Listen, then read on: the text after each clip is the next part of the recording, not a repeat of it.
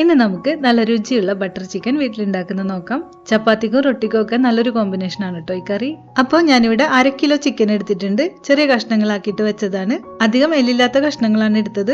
Chicken marinate ചെയ്യാനായിട്ട് 1/2 table spoon ginger garlic paste ചേർത്ത് കൊടുക്കാം. ഇത് പേസ്റ്റ് അല്ല, ഇഞ്ചിയും വെളുത്തുള്ളി നല്ലപോലെ തന്നെ ചതച്ചെടുത്തതാണ്. പേസ്റ്റ് ഉണ്ടെങ്കിൽ അത് തന്നെ ചേർത്താൽ മതി കേട്ടോ. പിന്നെ 1 ടേബിൾ സ്പൂണിൽ കാശ്മീരി മുളക് പൊടി ചേർക്കാം.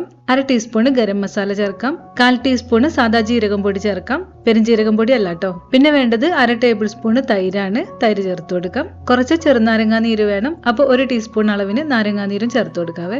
ഇനി 1/2 ടീസ്പൂൺ ഉപ്പും ചേർത്തിട്ട് നമുക്ക് ഈ മസാലയൊക്കെ ചിക്കനിലേക്ക് നന്നായിട്ട് പുരട്ടി വെക്കണം. മസാലയൊക്കെ എല്ലാ ഭാഗത്തും ആവുന്ന രീതിയിൽ മിക്സ് ചെയ്തിട്ട് ഈ ചിക്കൻ ഒരു 20 മിനിറ്റ് നേരത്തേക്ക് റെസ്റ്റ് ചെയ്യാനായിട്ട് മാറ്റി വയ്ക്കാം. ഈ ഒരു സമയം നമുക്ക് ഇതിലേക്കുള്ള ഗ്രേവി ഉണ്ടാക്കിയിട്ട് എടുക്കാം.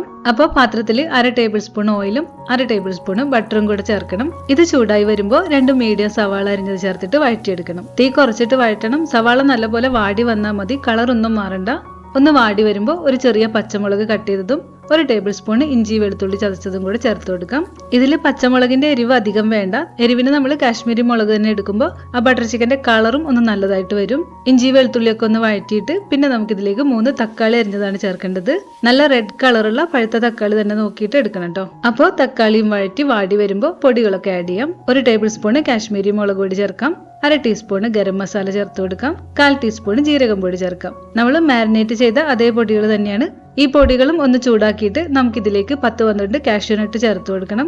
ജസ്റ്റ് ഒന്ന് മിക്സ് ചെയ്തിട്ട് ഇനി ഇതെല്ലാം കൂടെ നമുക്ക് വേവിച്ചെടുക്കണം. അപ്പോൾ 2 കപ്പ് വെള്ളം ചേർത്തിട്ട് മൂടി വെച്ചിട്ട് കുക്ക് ചെയ്യാം. ഈ കൂട്ട് അരച്ചെടുക്കാനുള്ളതാണ്. അപ്പോൾ എല്ലാം നന്നായിട്ട് തന്നെ വേവണം, എന്നിട്ട് അരയ്ക്കാൻ എടുക്കാവൂ. നന്നായി വെന്ത ശേഷം ഫ്ലെയിം ഓഫ് ചെയ്തിട്ട് ചൂട് തണിയാനായിട്ട് വയ്ക്കണം. ചൂട് കുറഞ്ഞ ശേഷം മിക്സിയുടെ ജാറിലേക്ക് മാറ്റിയിട്ട് അരച്ചെടുക്കാം. ഫൈൻ പേസ്റ്റ് പോലെ തന്നെ അരയണം. അപ്പോൾ ദേ ഇതുപോലെ അരച്ചെടുത്ത് വെച്ചിട്ടുണ്ട്. അപ്പോൾ ഇനി ചിക്കൻ ഫ്രൈ ചെയ്തെടുക്കണം. 1/2 ടേബിൾ സ്പൂൺ ബട്ടർ ചൂടാക്കിയിട്ട് ചിക്കൻ ചേർത്ത് കൊടുക്കാം.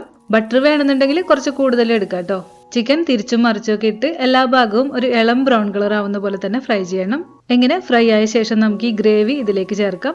മിക്സ് ചെയ്തിട്ട് ഈ ജാറിൽ തന്നെ ഒരല്പം വെള്ളം കൂടെ ചേർത്തിട്ടുണ്ട്. നമ്മൾ ഗ്രേവി ഉണ്ടാക്കുമ്പോൾ ഉപ്പ് ചേർത്തിട്ടില്ല. ടേസ്റ്റ് നോക്കിയിട്ട് ആവശ്യമുള്ള ഉപ്പും ചേർക്കണം.